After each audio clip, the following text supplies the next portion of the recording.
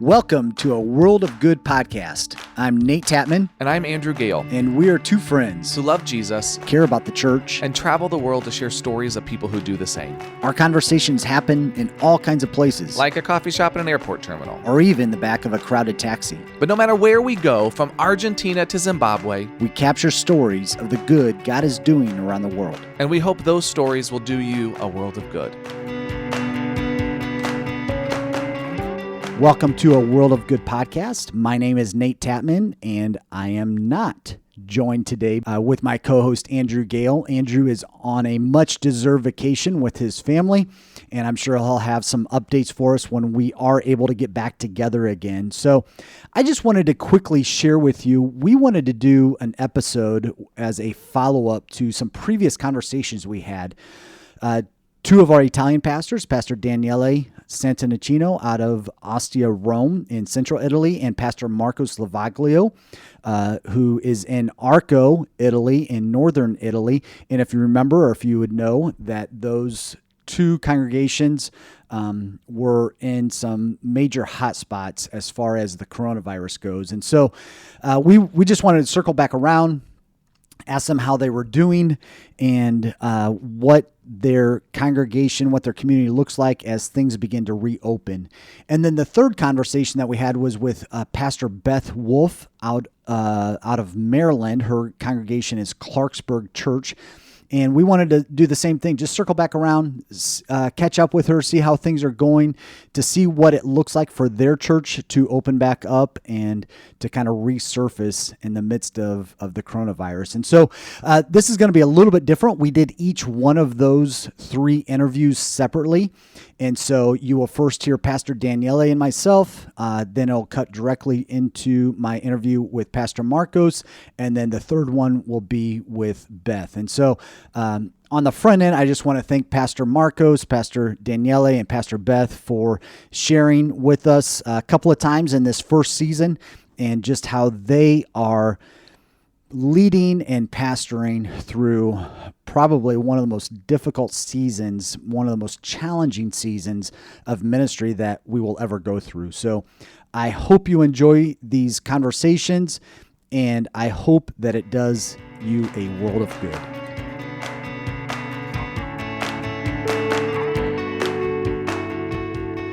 Danny, we're here again. I think the first time we did an interview with you and Marcos Lovaglio was towards the end of March. So roughly 2 months ago, last time we spoke. And for those that haven't, I recommend or encourage everybody to go back and listen to that episode. For those that haven't, maybe just do a quick introduction of yourself. Who are you? Tell a little bit about your family and where you're serving. My name is Daniele Santonocito, and I am the pastor of the church since 2003. The church is located on the seaside of Italy, not far from the center of Rome. And yes, we're about 50 people, our church. And I'm married, and I have 3 children and 1 grandchildren. Again, when we spoke 2 months ago, approximately, Italy was in lockdown. I think you guys had just started or a few weeks into your lockdown. Lots of restrictions, had to stay in home, that sort of thing. Maybe just share a little bit about what are the current restrictions in Italy here at the end of May. For now, the key word in these last days is security. So we have to pay attention a lot of what we do or where we're going. And for instance, when we go in a cafeteria for a cappuccino, we have to stay at least 1 meter from each other and drink our cappuccino outside, not inside. In a restaurant, for example, they put glasses between the tables, even at least 1 meter from each other. And we can go to the restaurant only with our families. In supermarket, we have to wear a surgical mask and gloves, so we don't have to touch anything with our hands, and sanitize our hands often with gel, something like this. And since yesterday, the 24th May, we are also able to reopen our churches. Hurrah! I don't know how many people opened the churches. We didn't, because we would like to make a very good job before allow people to come in again and worship together. And that's mean that we have to sanitize and clean everything very, very, and very well. Do you have a target date of when you might want to start your gathering again? We decided to start in June the 7th, so the first Sunday of June. So these last few months, how have you been able to lead your church? What have you been able to do ministry-wise, programming-wise? And then just as a pastor, how have you led your church during this time? I preached and taught using every social network I had. And so it's we are a small team, about 4 people. It's myself, Concetta, my wife, and as Marco, he is a worship leader, and Ricardo, and he's a former AU student. And so we all 4 together, we use different kind of social network that we had. So I use a lot of Facebook and YouTube, especially for my preaching. And for the many, we use WhatsApp, Skype, Zoom, emails, and telephone. I just missed to use my old fax machine. Now it was complete. I use everything. Another thing that we did, that we opened the church in this time, in this 3 months, almost 3 months, and it was open only for the food pantry. So we help a lot of poor people without any resources about food and whatever. So we have a lot of precautions, also live with mask and glove, whatever, distance. And so we continue to help them. So we have a group, very good, fantastic group, and really we did a good job helping these people in need. Awesome. Has anybody in the church been directly impacted by the virus? No, by the grace of God, no. We saw a lot of people around us, and we heard a lot of people that were sick, and some people died. But when we talk to church in Austria, really want to, like I say, really was not affected, and this is a blessing from the Lord. What has this been like for you, maybe your family and your country to go through? Now, after the culmination of the pandemic, with this some dramatic situation, people were sick and many people died. I think it's talking more than 30,000 people died in this month here in Italy. Now it's like after a storm, a tsunami, we can say. They just come in, and it seems that everything is destroyed, and maybe not physically, but morally and mentally, of course. And how I said before, many people lost their jobs. Many lost their houses because of the bank mortgages. Many people are still facing with fear, uncertainness, insecurity, and they don't know nothing about the future, if they will be able to work again. Or so this now in Italy, maybe you feel better about the pandemic, but the people are not good at all. Yeah, and that's kind of, I think, everybody's perspective here as well. Our thoughts here is you coined it perfectly in terms of this is almost a tsunami. It's after the storm, and everybody just kind of looking around, seeing what the damage has been, taking inventory and figuring out how do we move forward. So maybe just share a story of how you have seen God at work through this. The name of our podcast is A World of Good. And in essence, we want to share the good that God is doing around the world, even in times like this, where there doesn't seem to be a lot of good news out there, but we know that God is at work. And so how have you seen God at work through this time? I don't have maybe a singular story, but I saw God working in and through His church in many ways. I can tell you now maybe 4 different things that I saw in few months, and I saw the women of our church meeting regularly every day at 6 p.m. for a prayer meeting every day. And really, that's try to fight with the social things, maybe, but they were faithfulness and faithful to me, and that was very great, good for me. They pray for the people, they pray for the problems, they pray for the sick, they pray for the church, they pray for a revival. They pray every day, but at least 1 hour from 6 p.m. to 7 p.m. And second, so I saw many people attending our service online. In church, the average in our church is about 50 people, I guess, more or less.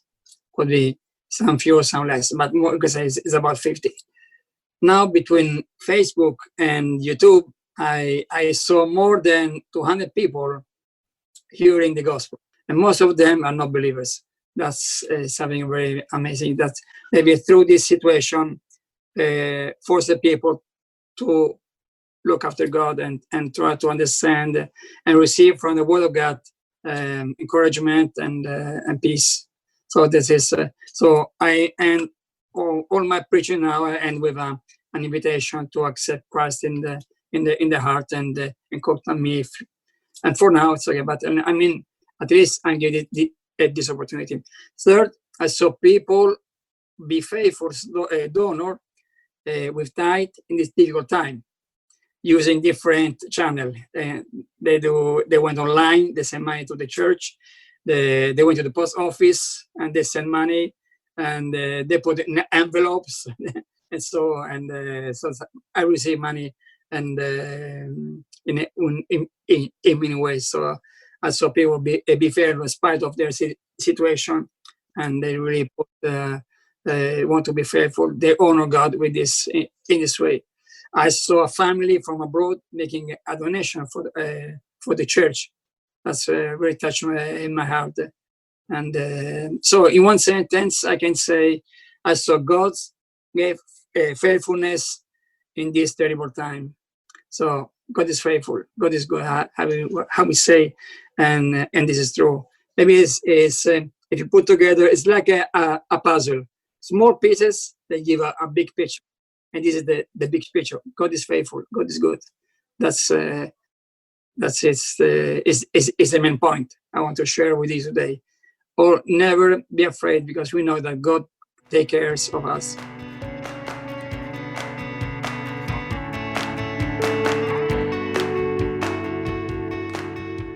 I am here with Pastor Marcos Lovaglio, and thank you, Marcos, for joining me. I really appreciate being on the podcast. Thank you to you, Nathan. Since we last talked 2 months ago, you've had some big news in your family. Maybe just share with us what you have experienced and what new being has joined you in life. Yeah, was a totally different period when we talk about things 2 months ago. Right now, right now we have our first baby, and his name is Noah. He's now 2 months, and he's a blessing in this time. It was incredible, because during that period, the same day, it's incredible, but the same day that he was born was the worst day of contagious people in the city of Trento, and our baby was born that day. Was born during that time. Yeah. So, but we were happy, because God he gave us a very nice gift in that dark day, just to say like this. Yeah. You know? So our time, it's our perspective from that day was totally different, because we have a baby in our house. He take joy in our hearts. So totally different time. Yeah. Absolutely. Well, hey, maybe let's just start there and tell us what are the current restrictions for you and your family and the people there in Arco, and the region that you live in is called Trento. And I know we were talking a little bit earlier, and each region kind of has their own restrictions, or at least you're not able to even travel from region to region. What are some of the other restrictions that are in place currently? Yeah, in Italy, in most of the places, they are continue to have restrictions, dress the mask and have protection for the hands and use a cleaning gel. But for the region that we live now, have no more cases in the last 3 or 4 weeks. So they started to open more than the other regions, so people can Okay, walk in the parks and wherever, and go to good. I don't know, do more things than the from the beginning. So this is our situation right now, and of course, most of all the regions are started to open it step by step. Yes. Yeah. Yeah. And I believe, correct me if I'm wrong, but I believe that Trento, your region, was one of the hardest, if not the hardest hit regions in Italy. Is Yeah. that the case? Yeah, because we have in this region a lot of the special hospitals for the old people, Mm-hmm. and a lot of people from Italy, they usually come here and take the old people to live in a beautiful places and healthy places, and yeah, and so but the virus take these places, and a lot of the old people dead because of the virus. So yeah, you're Mm. right, because we suffer it too much. So maybe just share a little bit about what you guys are doing, and when are you going to open? What do you have to do in preparation to open? And what are you anticipating as you open? We actually we are going to open the church this Sunday, and of course we have to respect some rules. We have to take distance 1 meter for each one, and everyone in the room have to dress mask, and we have to doors opens that the air come in and out, that a good circulation of the air. And yes, and of course we have just a limit for the time of every service. We have to do it in 1 hour, and after the 1 hour we have to finish. And of course the people outside of the church, they can stay together like in a group, but we have to even continue to maintain the distance to each other. But we felt the happiness in the people of the church, that we are going to see each other and spend time to worship God. So that's fine. Yeah. And have you been able to stay in contact with members of your church through these last few months? Yeah. We usually we continue to stay in contact with the youth, like to doing Bible studies, or with the church doing the prayer meeting through Zoom, and the Sunday services through Zoom too. And it was very nice because we saw the people, first that they are fine, and second that God is was doing beautiful things during this period. Awesome. Well, hey, that's a great segue into my next question, which is how have you seen God working in and through your church? Yeah, the last time I told you that we have people in our church that they work in the hospital, so with people that actually had the COVID, and we are impressed. We are surprised by God that nobody of our people in the church have the COVID. God is protecting these people in during their work, because we know that they have to go there because they have to work, and sometimes that it's not because they want. So, but God protect them. God just look into everybody in the church. Some people work in different works, and so maybe the risk is not too high in contrast, with these people that they work in front of the people that have the virus. So that's awesome. And we also saw how God provides the money and the things that the people need, even if they didn't work. The bosses can say, I don't want to pay you for this month because you're not working for the COVID, so I don't have money. But we saw how God is provide the money, even if some people didn't work. And yeah, we have different stories about that. So God is good all the time. So that's wonderful. That's amazing. That's awesome. Well, thank you so much for sharing with us. Thank you to you too. We love you, and God bless you so much.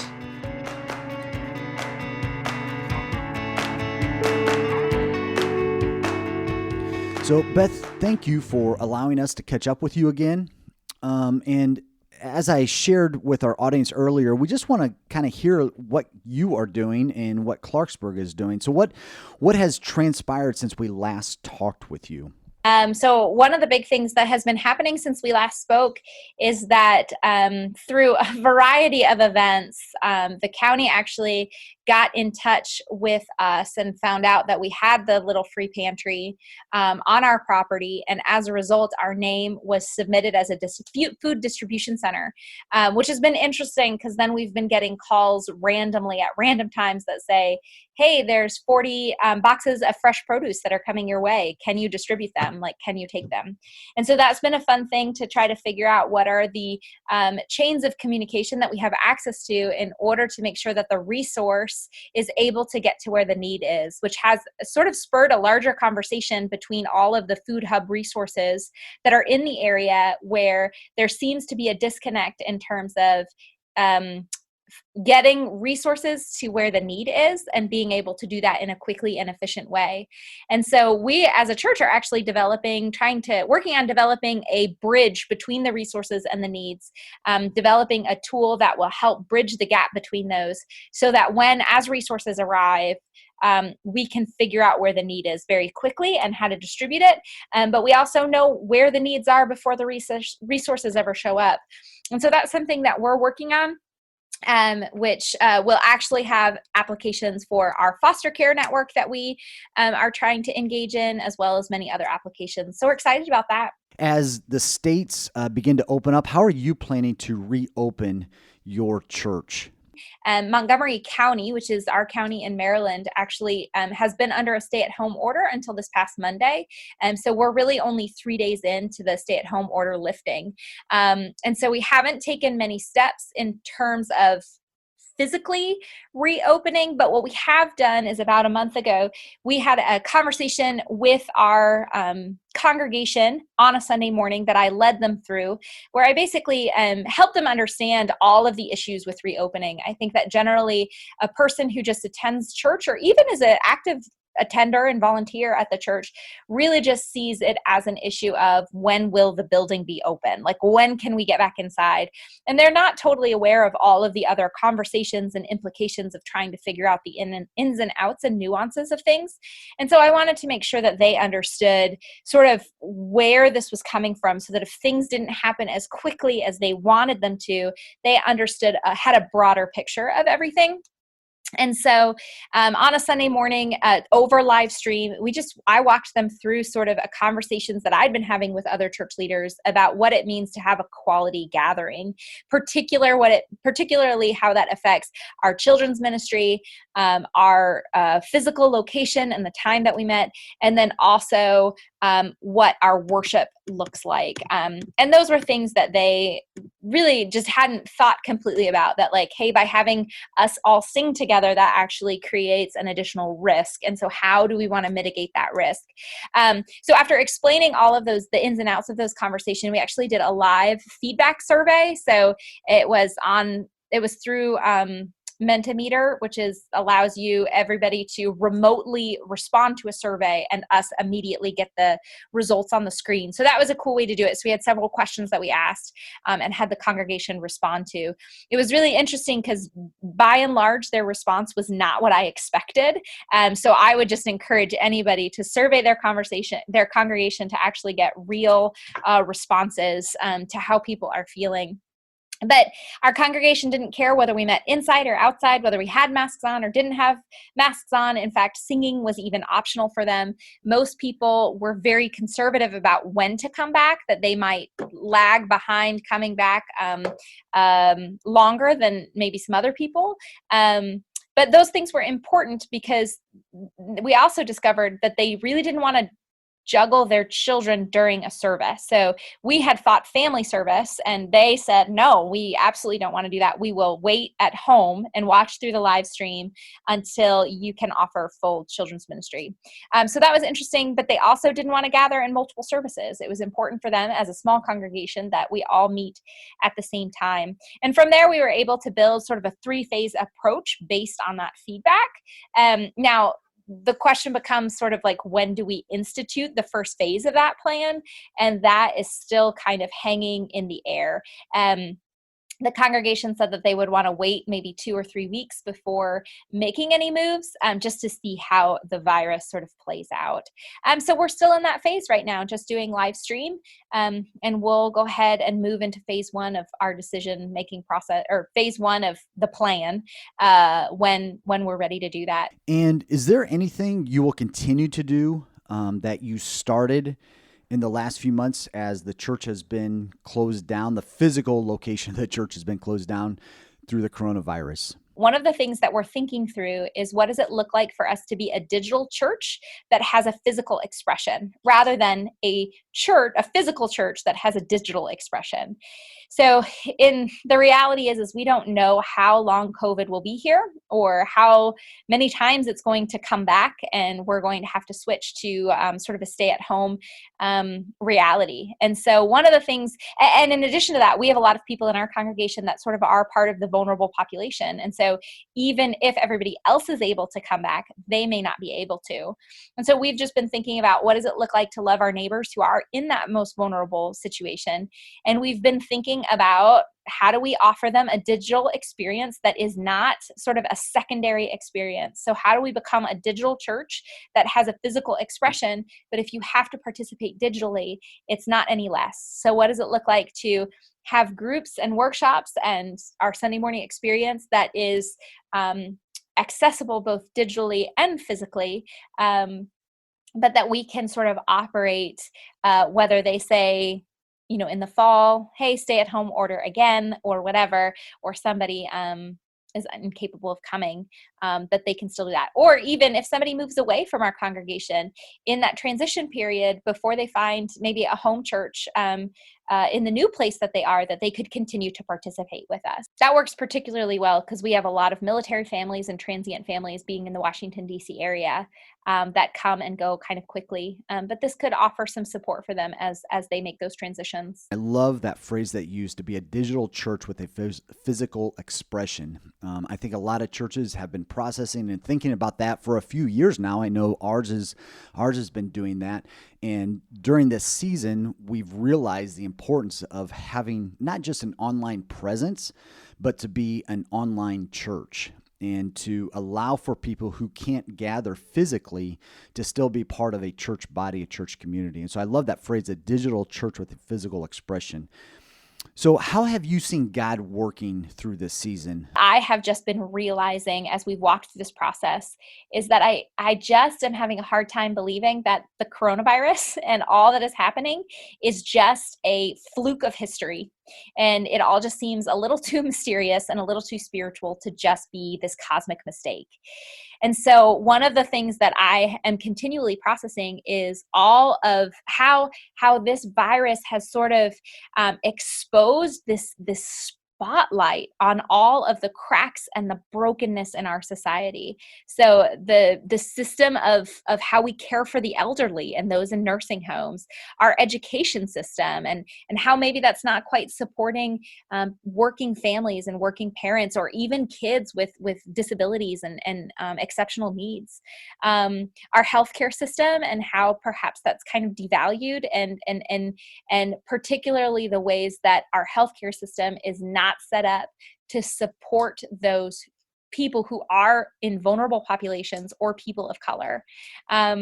It's shining a light on a system that devalues those who are most essential in our economy, how there's a lack of support for working families with children, the vulnerability of small businesses, as well as the church's own complacency to gather without scattering, to sort of cluster together without sort of understanding in a bigger picture that the church is really the scattered people of God as well as the gathered people of God. And the reality is this virus didn't create any of that. Instead, it really exposed the brokenness that was already there. It brought attention to some of the injustices that have been running rampant in our country under the cover of darkness. And it's just really reminded me that God is on the move in the midst of all of this. He's sort of shining a light on those cracks and those desires to bring something new. And I know that everybody really just wants to get back to the way things were and everything just get back to the normal that they used to have. But I really think that God is doing something here. He's going to bring us to this new normal. And I believe fervently that God's going to bring us to a place that is sort of this new normal that is so much better than where we are right now, as well as better than where we were before. And really, if we are going to be people who are willing to press in to the awkward and to the strange and to the different, God is going to bring something radically new to us. Thanks for listening to A World of Good. A World of Good is a podcast production of Global Strategy and Church of God Ministries.